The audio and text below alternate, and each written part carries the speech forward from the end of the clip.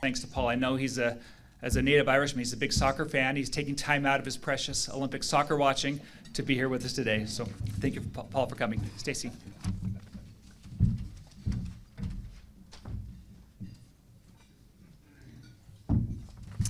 It's terrific to see so many faces in the crowd this afternoon. I have the pleasure of introducing Brad Little, the 33rd governor of Idaho. He's served in office since January of 2019. Born February 15th, 1954 in Emmett, Idaho, Governor Little grew up in a farming family, gaining early insights into rural life and agriculture.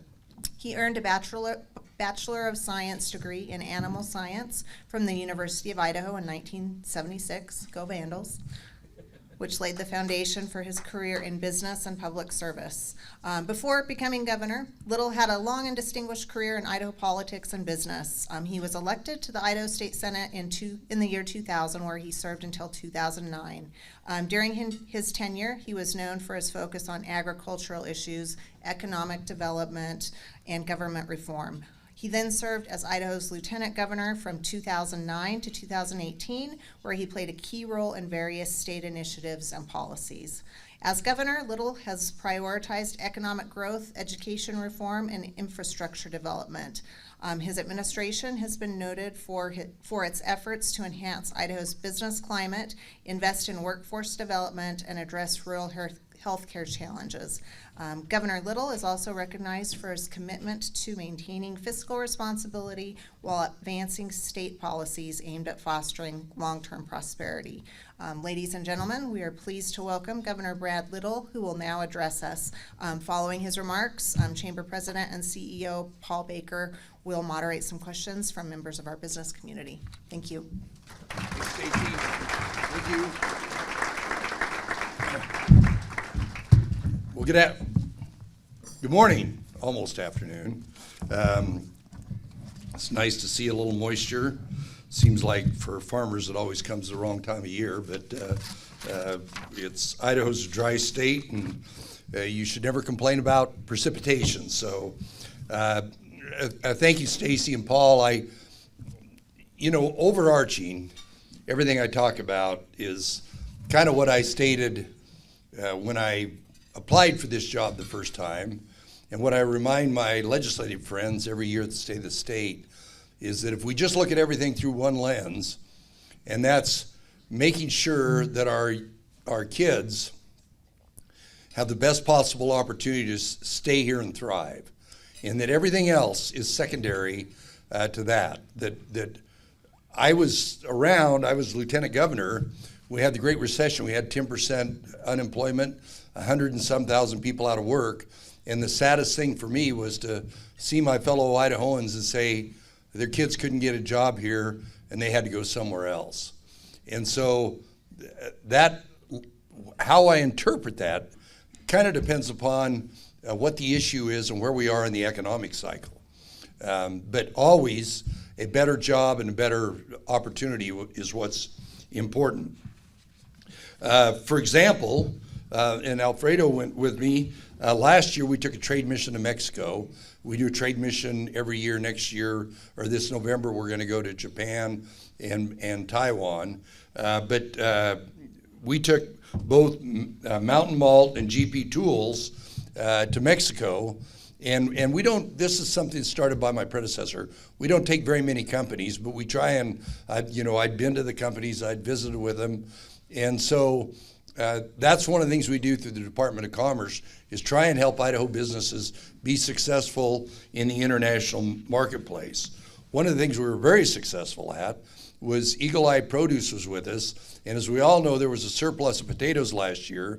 And we finally, after years and years, knocked down the non-tariff trade barriers that existed in Mexico to where we could take fresh potatoes down into Mexico, further than the 20-kilometer border that was there before.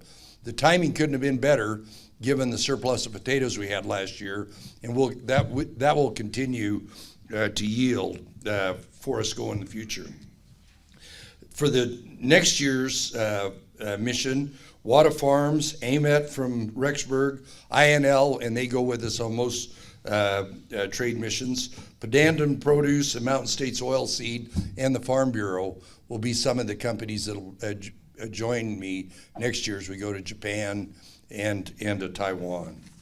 Always our friends at INL are there because of basically the most important thing we have out on this big piece of real estate, which is the most skilled people and the best technology for leading in the nuclear industry. The world has changed a lot since the early days that we had with the INL. Well, the early days was okay. It was kind of those tweener years. But now, over and over, you go to any energy conference, they all acknowledge that nuclear energy is going to be in our future. And what better place to work on nuclear energy than out here, everywhere from the very beginning of the process to the very end of the process. And that continues to be a great driver of wealth and opportunity here in this part of the state. You might be interested to know that water's kind of been on my plate the last few months. I know it's kind of a surprise to people in this room.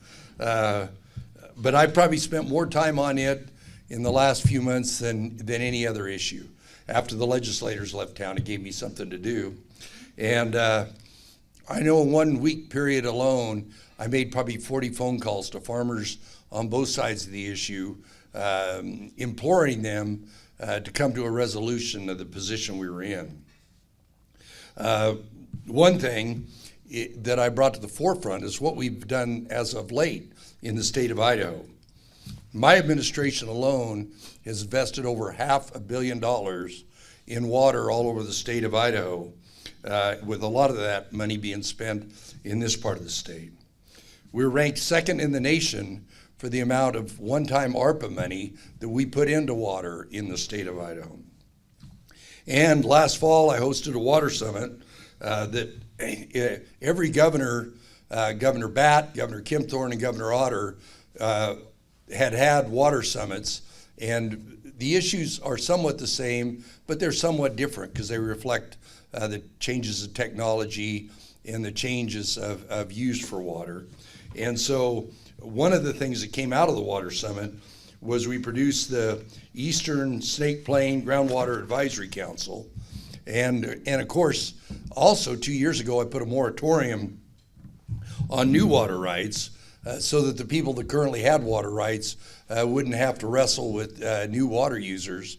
And we recognized basically the fact that a lot of our water, after we went through the adjudication process, is totally appropriated.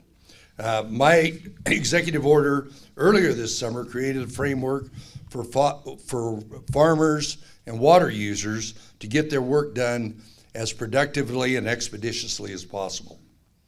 I can tell you that waiting till the last minute is unacceptable to me. We must give certainty to all water users in future years.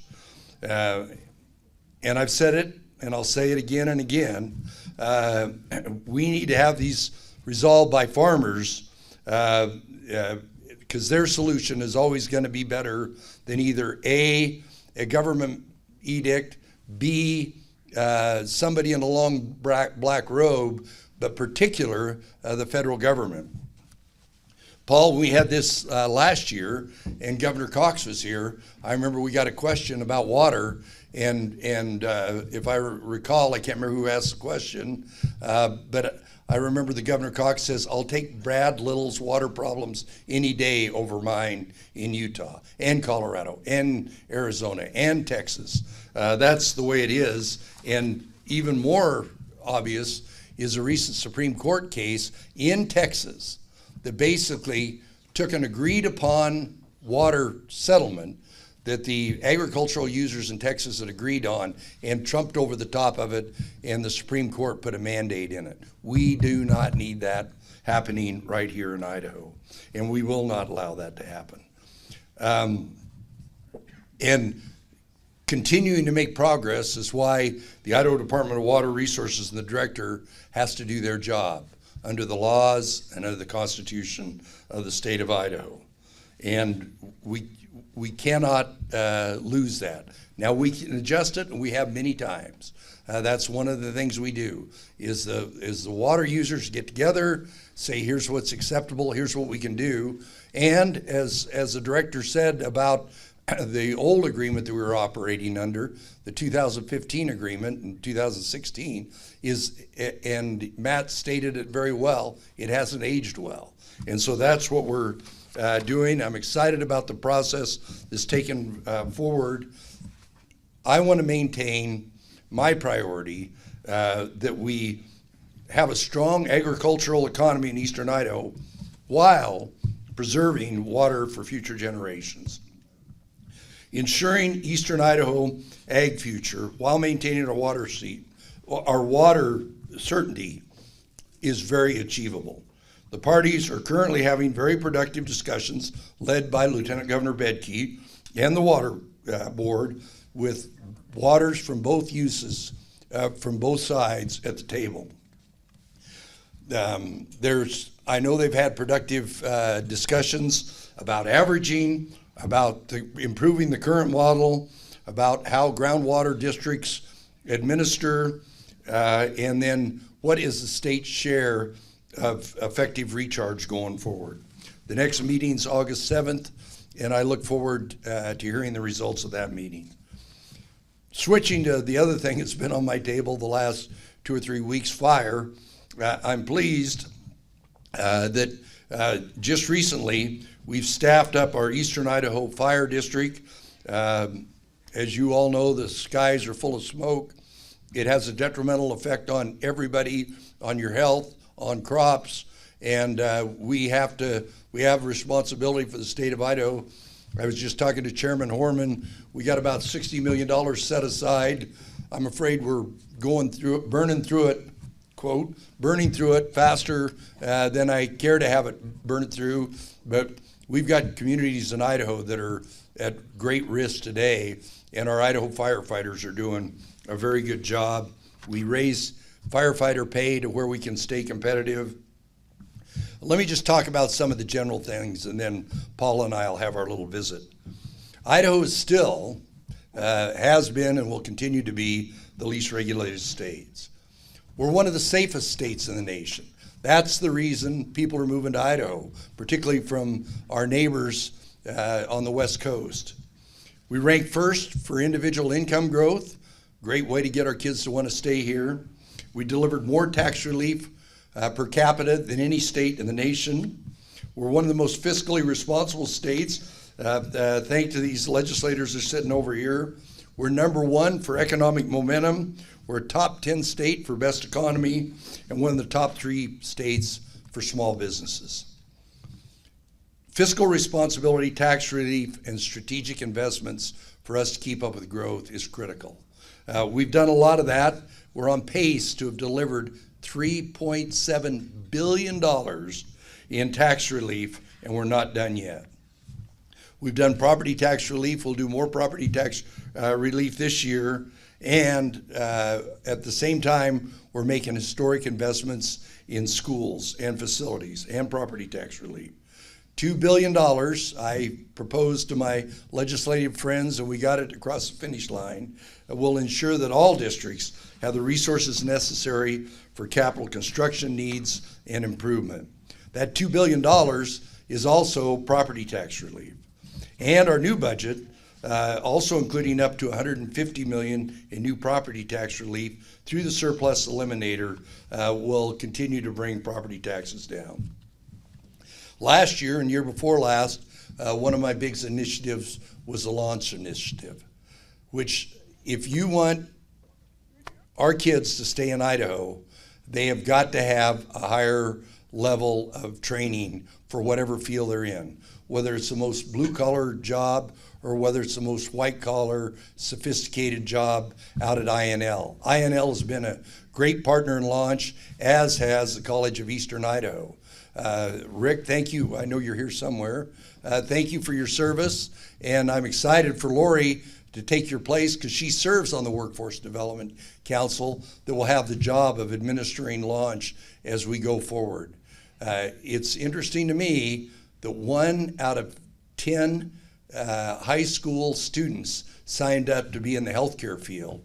And Rick and the city of Idaho Falls, the Workforce Development Council, my best successes in solving the nursing problem is being addressed right here at this facility here in Idaho Falls. Other things we've done, obviously a lot of money into transportation. The backlog of dilapidated bridges for cities and counties, we did a third of it last year, a third of it 2 years ago, a third of it last year, and the last third this year to get our bridges up to snuff. And then our big projects, the Rexburg Interchange, $22 million. St. Anthony Interchange, $27 million. That massive project in Pocatello, $112 million. The Fort Hall Interchange, $30 million. And in the future, moving the road from Pocatello to Fort Hall to 6 lanes, that's a $200 million project. We can't do that if we didn't have the funds coming into our transportation department. Probably the last thing is basically safety and health. The fentanyl crisis is critical. We jumped on it pretty early, but it's still a massive problem. I've sent my state police to the Mexican border 3 times, twice to work on drug trafficking, and the last time to work on human trafficking, which is a much bigger problem than most people realize it is. We've given the state police, with my legislative partners, additional resources to do their job, including what they need to do on the interdiction of fentanyl and other harmful drugs. In the behavioral health field, the legislature has continued to support what the Behavioral Health Council recommends, including the new Youth Crisis Center that we opened here last May. Is that right, Marco? I think it was May. And we're doing a lot of good in that area. It just seems like some of these behavioral health problems grow faster than we can address them. But the good times are not going to continue at the rate they were. Billion-dollar surpluses are a thing of the past. Obviously, because of the ongoing tax relief, that had some impact of it. But the other fact was that all that money that the federal government put in infrastructure and all those other things, that is running out to the end. So those surpluses are not going to be as big as they've been in the past. But because of what we've done to be fiscally responsible, we're still going to be in good shape going forward. But some of those big projects, water, cyber, broadband, transportation, and long-term deferred maintenance are not going to be as robust as they were in the past because of the tax cuts and because of the fact that the economy is normalizing. But as I tell everyone, if you're going to be in a state and you think the world economy, the national economy, or even the regional economy is going to slow down, you're better off in Idaho than any other state. The bond rating agencies point that out when they do our bond rating. We've held on to our sacred AAA credit rating. We've done the fiscally responsible things. We've got a great rainy day fund going forward that'll protect us, but we need to be cautious. It's just the right thing to do. It's the thing for Idaho to do. And if we want our kids to stay in Idaho, we need to do it for their surety going forward. Okay, Paul, I'm ready. Thank you very much.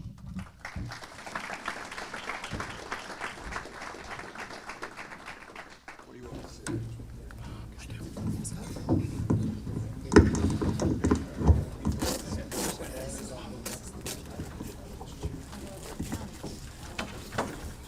Hopefully everyone can hear us really well. First of all, I just want to check your mic real quick. Good. Okay.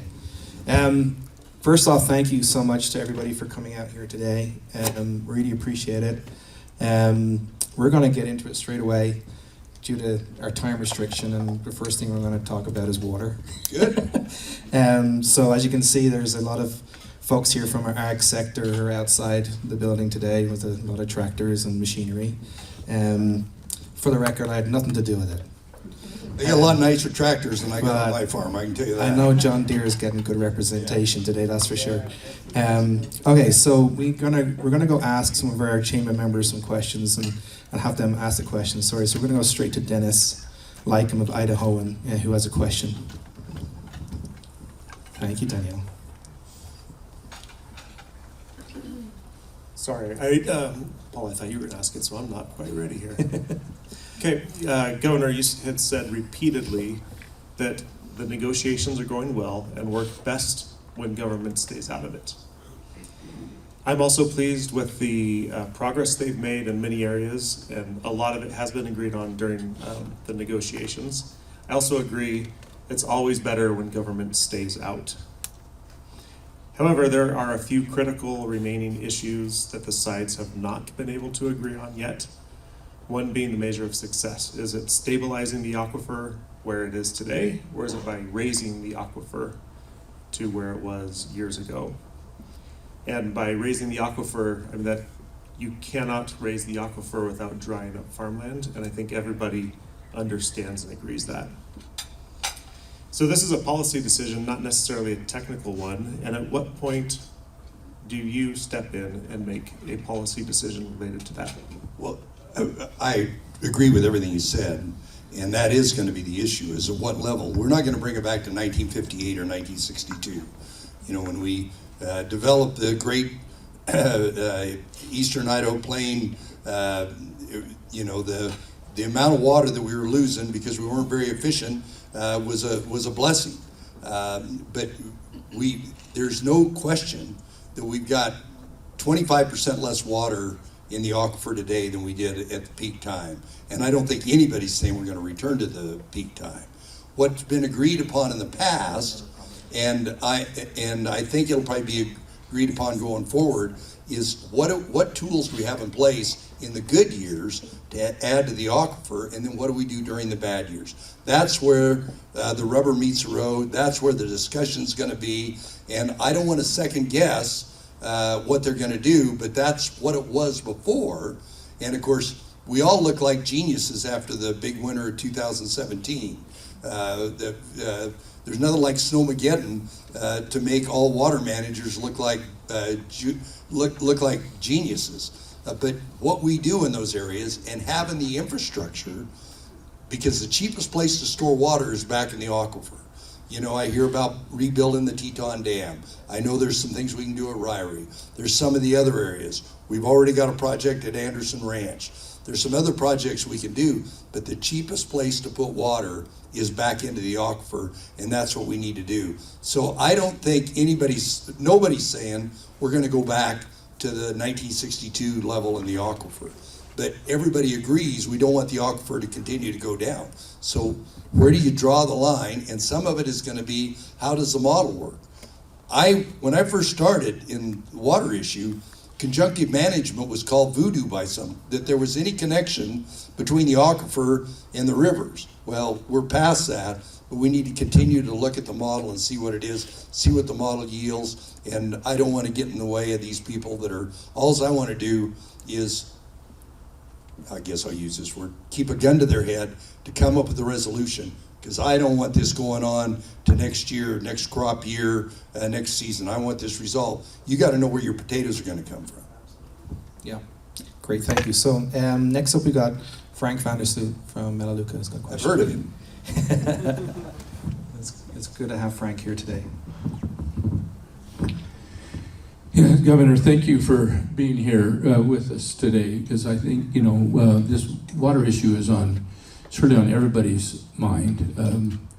It's no secret that it was a wake-up call for everyone when the Department of Water Resources put out a curtailment order for 695,000 acres approximately in this region, which would have, if they had obeyed the order, would have turned this entire region totally upside down, let alone put them in a situation of not being able to make good on their bank loans this year. It would have been a disaster. The question that I've got is, and we've talked about the negotiations going on, I think that's, and you've seen a lot of people drove their tractors to the meeting today, and not that they usually don't take their tractors to town. They did that out of the ordinary because they wanted to show some unity and the deep concern that they have for what is happening, what just happened in one of the better water years in this decade. The formulas that were changed on them after the 2015 agreements. And we're back to the table with those same parties today. You mentioned the gun to the head. There's only one side of these negotiations that has a gun to the head, and the other side is holding the gun. And that's the elephant in the room that apparently no one wants to talk about, or no one wants the region to understand. And I just wanted to know, you said it's better these farmers work it out, but I think the concern is one of these groups is on their knees with a gun to their head, and the other side's holding the gun. How do you figure that that's going to turn out when they have nothing to give other than when do we close down our farms? That's what's under negotiations at this point. How many farms do we close? How many acres do we close? We have to answer the question, to do what? To raise the aquifer, to hold it steady? We've got to settle that goal first. But how do you reckon that this is going to turn out better than the 2015 deal, which had got us in this situation in the first place, when it's the same people negotiating at the table, except one side is a much larger disadvantage today than they were then. How's that going to turn out better for anybody, including this region, which is, this is not just between farmers. This affects the entire economy of everyone in this area. And how do you give us hope? And then the other question is, at what point do you take a leadership position and say we're going to resolve some of these things that these farmers can't resolve? They can't resolve some of the other things on the table that the laws that are put in place are putting them in. So how do you figure it's going to come out different this time? Well, Frank, we have to live in this country, for better or worse, under the laws and the Constitution that we have. And in fact, the change, part of the change was ordered by the Supreme Court. The department director didn't, he got an order from the Idaho Supreme Court. But as Matt wrote in that letter that he sent out, the 2015 agreement has not aged well. The model, averaging, what level do you have the aquifer? Those are the things that are being discussed. But you have prior appropriation farmers that are irrigating, I bet within 10 miles of where we're sitting right now, that have old water rights. Nobody advocates that we take their water right. The question is, where is that line? We have been at this stage in negotiations multiple times over my lifetime. This one, and part of it was the way the agreement was written, was that whole districts would be basically assigned, and the unfair part of it that needs to be addressed is you've got the farmers that are doing the right thing and agreeing with their commitment, and then you have a few of them that weren't. We have changed that. We have put everybody into a groundwater district. Now we have a mechanism. I am totally confident that we will come to some resolution. Will it make somebody that that has a brand new water right totally whole? I guarantee you it will not. Somebody with a brand new water right. But that happens every day. We curtail water every day in the state of Idaho. In my valley where I live, if you're at the head of the ditch and you want to divert all the water and somebody at the bottom of the ditch has an older water right, sometimes there's a shovel, sometimes there's a legal argument, but older water rights prevail under the Idaho Constitution and under Idaho law. We cannot turn that upside down. If you turn that upside down, but there's a lot of other things we can do. We can do recharge. We can redefine what's adequate. We can make sure that the people that are aggrieved, that there's either resources or money. That's what happened in Colorado. They just took, the federal government just took a big amount of money and just bought out all this farmland. I don't think we want that here. I know we can get this done. They're making great progress, and they will get it done, and I have great confidence. So just touching on that point, so in 2015, kind of what Frank was saying, there was a group of folks that went in a room, carved out what is the agreement that hasn't aged very well today. What can be done to ensure that there's a greater spotlight so that the public have a greater understanding of what's going on in those meetings? Well, the meetings, the agreement was, as often is the case, was worked out. But I mean, it's the language and the methodology in the 2000 was negotiated in 15 and implemented in 16. Everybody knew what it was. Mm-hmm. Everybody knew that that's why we drilled all these sentinel wells. The state did all around to monitor the aquifer. That was part of the quote voodoo part of we didn't know what was in the aquifer. Now we know, but there's some places where you can do recharge. You can take water out of the river here and put it in the river, and it squirts right back in the river. It doesn't make any sense at all. Right. We need to be more efficient. We've got more science. We've got more resources. We know what's happening, and we know what the detrimental effects are. But we do have some areas where there's some people that didn't pay any attention to it. The agreement was everybody was going to shave back about that much, and we're going to be on a pathway to restoring the aquifer, particularly in the great years. In the bad years, and that was the agreement in 2015. But there's going to be new language, and some of it's going to be the fine art of how we do averaging, the fine art of how we do the model. But there are well-meaning, sincere people there that don't want anybody to be shut down. They just want to make sure that their property right is protected. Okay. So recently there was a town hall held at Melaleuca headquarters, and Lieutenant Governor Becky was in attendance. And he stated he would do everything in his power to preserve the economy of Idaho Falls and the surrounding region. And he said it was very important that you all stay in business, that it looks as close as it can to the way you're doing right now. So what assurances and promises can you make today to kind of give people the same level of confidence and hope? Well, it's in no one's interest to curtail massive, agriculture is so related. If you have a negative impact on agriculture in one area, it has it might be a retailer that sells to farmers. If he loses a third of his customers, then he might go out. There's the agricultural ecosystem is working best when it's all working. Crop rotations. What do you do for the potato farmer versus the malt barley versus the alfalfa versus the dairy guy? Those all have to work together. Private enterprise does a really good job of allocating capital to basically, and we farmers are all guilty of when a commodity price gets high, we overplant. When it gets low, we underplant. We're all guilty of that. It's called human nature.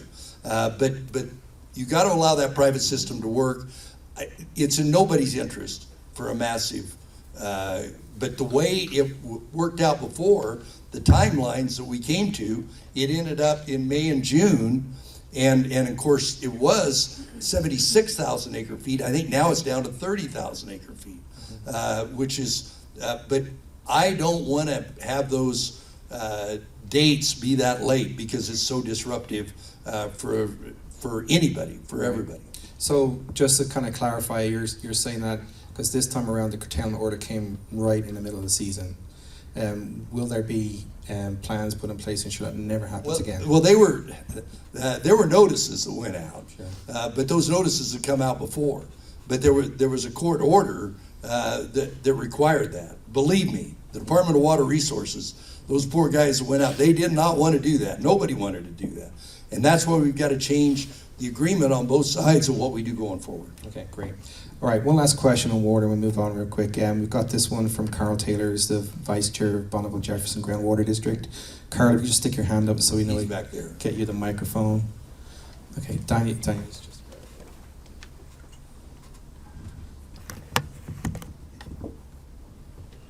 Danielle didn't realize she was on running duties today.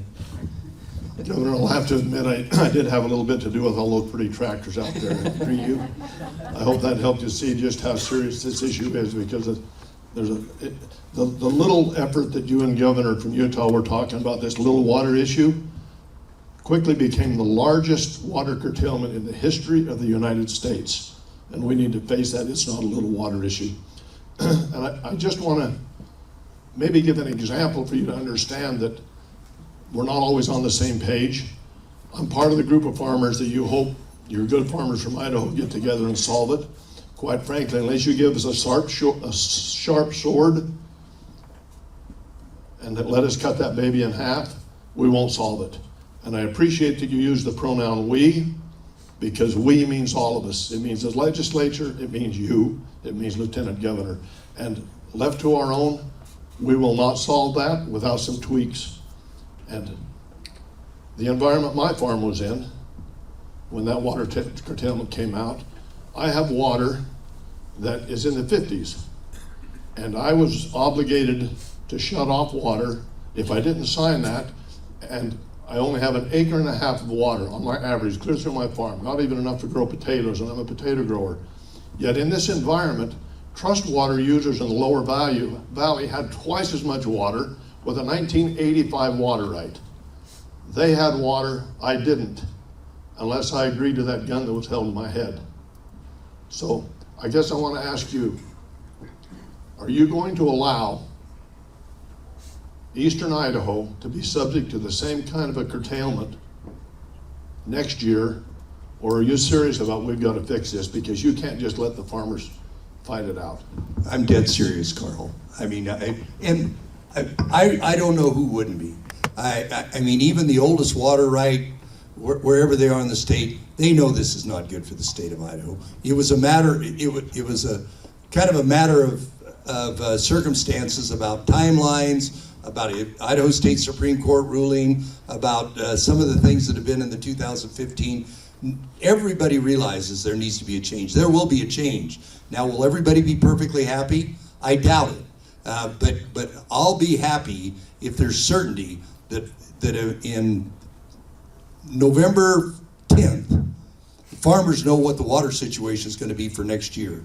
For the food processor that has to buy their potatoes, for the ag equipment dealer that has to sell them the equipment, for the banker that has to finance them, for their family businesses, that there's some certainty as soon as possible and not wait till this late date. That's in no one's interest. Okay, wonderful. We're going to shift on real quick now to education. Eric Madsen, who is from ES Worldwide, sits on our chair for Education Committee. He's got a question to ask about education. Governor Little, Idaho's K-12 educational system has typically been ranked in the lower half of states in terms of just overall ranking.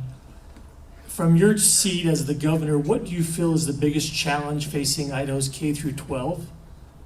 And in your last 2 years of your current term, what are your top 3 priorities to improve education?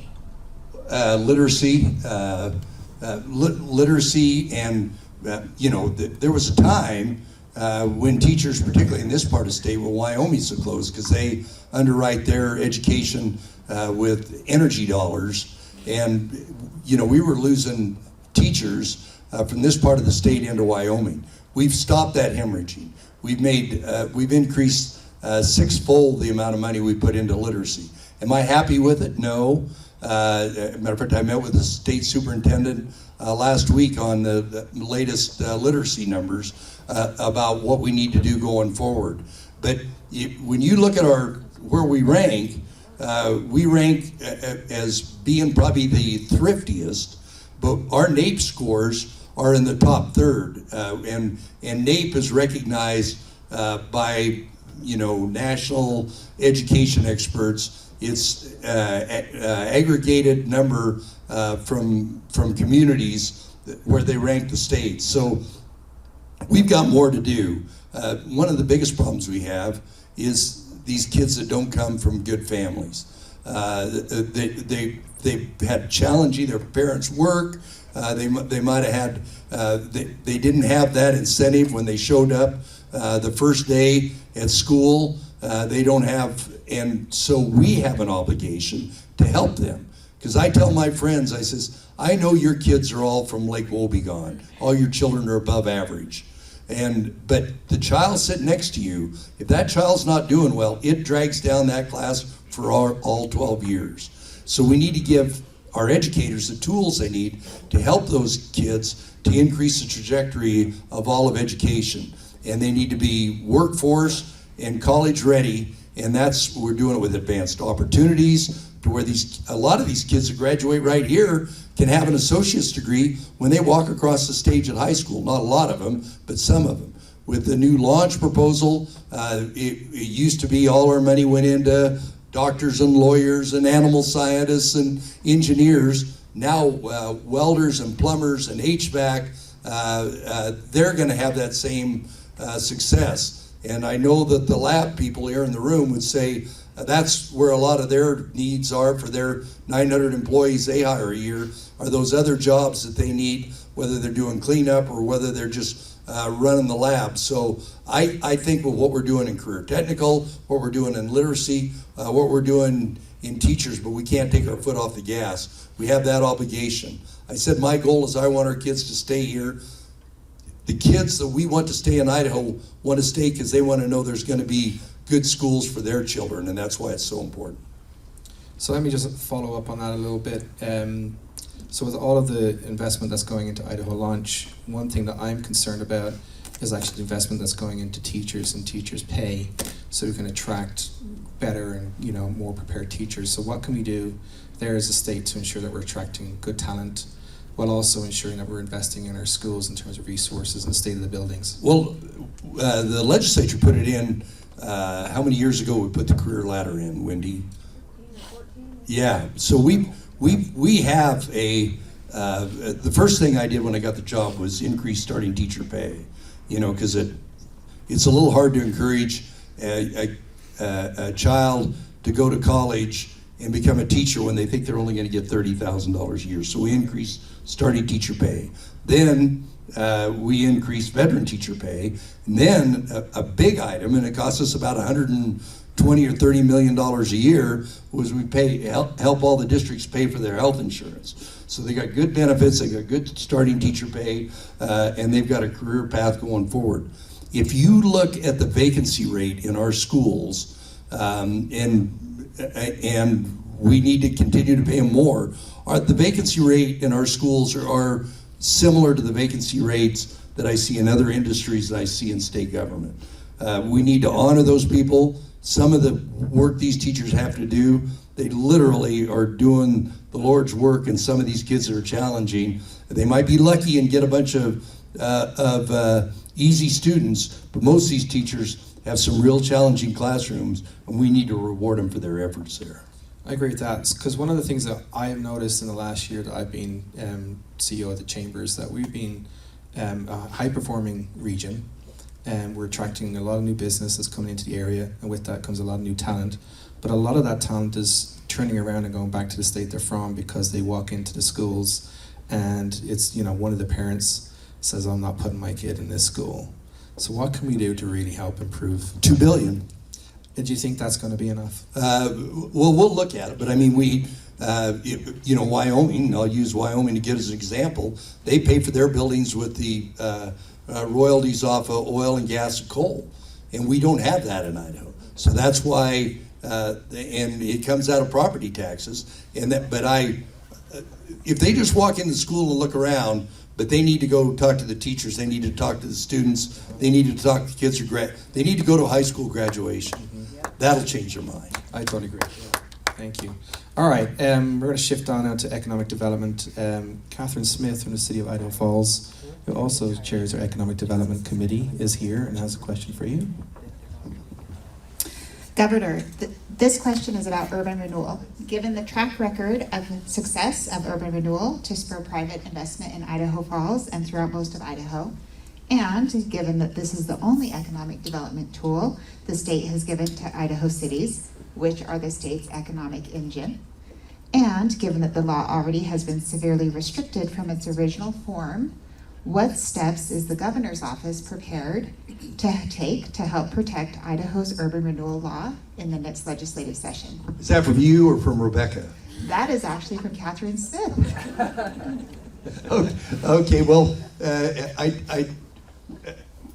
I guarantee every year we'll have an urban renewal bill. The legislators that have been here will tell you. When my good friend Brent Hill was here, he was in a position, whether it was on the tax committee and the senators pro tem, that any significantly onerous provision that would unwind urban renewal was not going to go anywhere. It's a little different now that Brent's gone, but it seems like the problem is always one community that has used urban renewal, and they've created basically an example of how tax increment financing has been to help their buddies on the city council or their buddies on the urban renewal board, rather than doing what urban renewal should do.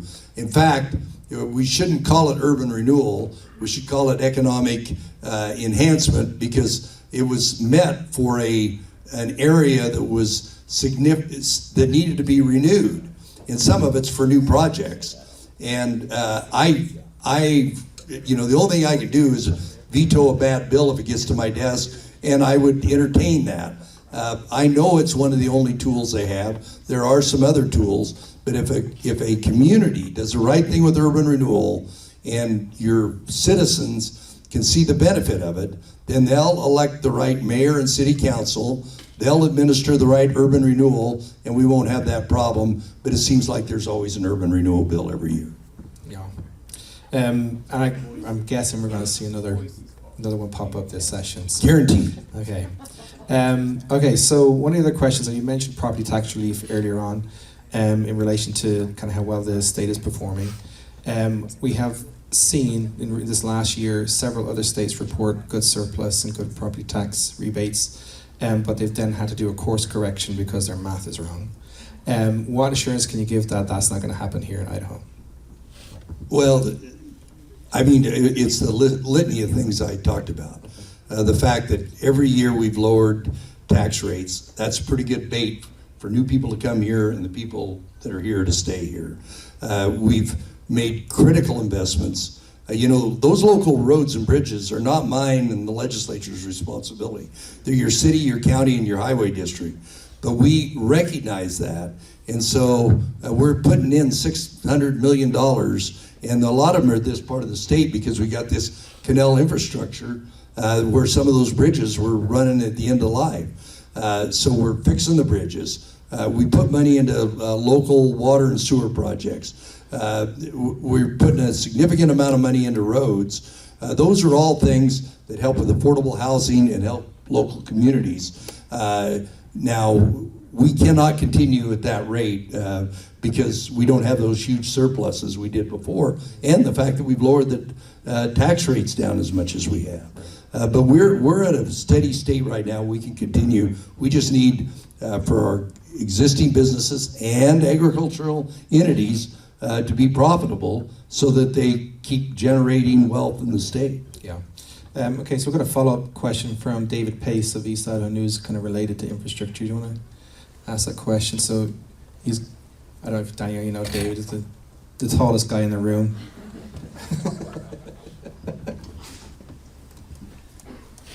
So, Governor, you've made a lot of progress over the past 3 years and before on the backlog on bridges here in Idaho. Can you talk about what some of the top infrastructure needs are in the state and what your priorities will be going forward in that realm? Well, I ticked them off about the projects both in this district and in the district where Pocatello is. Our state road projects are determined by the state highway board. They basically say, these are the STIP projects, which are the ones they're going to do right now, and then we've got the TECM projects. So obviously, all the curb cuts I talked about at Rexburg, St. Anthony, Fort Hall, and then widening the highway, and we've got more to do all over the state. But we've made incredible investments in roads in the last 3 or 4 years, and so you know where that TECM money came from. Is originally when there was the U.S. Supreme Court said you need to collect sales tax on online sales, which wasn't the case before. We took that sales tax money from online sales and put it into a fund, the tax relief fund, and that's where we're paying for those road projects. We couldn't do it just on fuel taxes and be competitive. We have twice as many miles of road per person in Idaho as there is in Washington, Oregon, Nevada, and Utah. So we got a big state with a lot of roads on it and not that many people. So we had to put some super funding into highways to fund our maintenance. I just saw the other day some ranking where they said we had the best roads. I drive around the state and go, God, they must be bad in the other 49 states. But our roads are, and our highway department, local highway departments are doing really well. I think actually where we need some more help is probably in the cities because of the way they get funded. Okay. I've got a quick question just about immigration. You mentioned you went on a trade mission to Mexico and are also on looking at going to Japan. What can we do as a state to ensure that we're doing a better job of actually attracting talent from outside the state and outside the country, and using good immigration tools like work visas to ensure that we're getting the best of the best for the state? Well, unfortunately, the work visa issue is tied up in the incredibly dysfunctional congressional immigration issue. Whether it's the lab, whether it's Micron, fill in the blank, and the medical community. Obviously, particularly the one that really kind of gripes me is we'll have students come here from other countries, want to stay here, highly educated, they're immersed in our culture, and then we make them go home. Some of the most, and they want to stay here. That's one of the things that should be in that a basket of obviously things to agree on. Obviously, we got to secure the border. Nothing's going to happen between now and November, or now in January, I'm sure. But hopefully, with a little prayer and a little luck, we'll address the big issue of immigration in the next administration. So, what would you say then is, if you were to describe Idaho in like 3 words to attract new business, new talent into the area, what would you say is Idaho's identity? Least amount of friction for an entrepreneur to start, whether it's regulation, whether it's taxes, whether it's ability to go on a trade mission with the governor or talk to your legislator or city leader. I think it's just entrepreneurs need less friction.